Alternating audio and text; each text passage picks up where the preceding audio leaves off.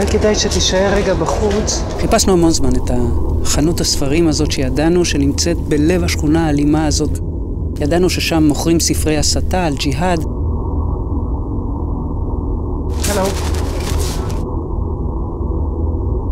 הלו, אגל. לקח לי איזה כמה שניות להרים את העיניים, ופתאום אני מגלה שאני בעולם אחר לגמרי. החנות מוצפת במתפללים שזרמו מהמסגד כי בדיוק הסתיימה תפילת הצהריים.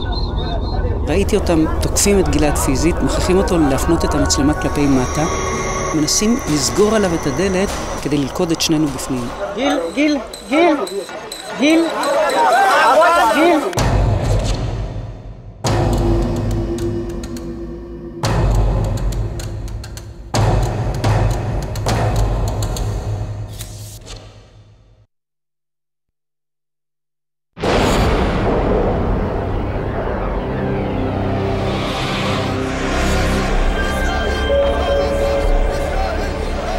אחרי המשט, אחרי המרמרה, אני מוצא את עצמי באמצע הפגנה סוערת שמתחילה להיות אלימה.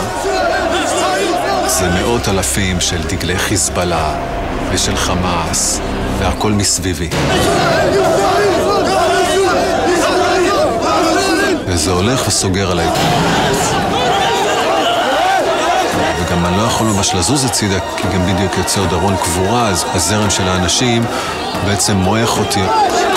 והדבר האחרון שחשבתי, שבטורקיה אני אגיע למצב שאני נלחץ.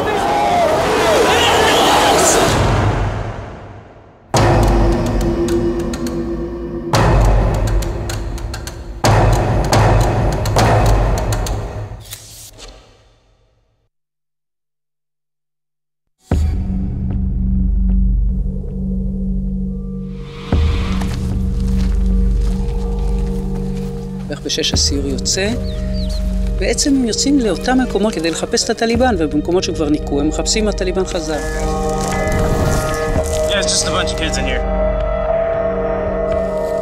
באיזשהו שלב מחליטים לחזור למוצב. אחרי כמה דקות שם, שהולכים בתוך הבוץ, נפלתי ואני מצאתי שם את עצמי, רגל במקום אחד, הקרסול במקום אחר. פתאום המש"ק מודיעין ניגש למפקד הסיור, אומר, תשמע, מישהו שמע שיש חמושים. 5 דקות אחרי זה מתחילה אש.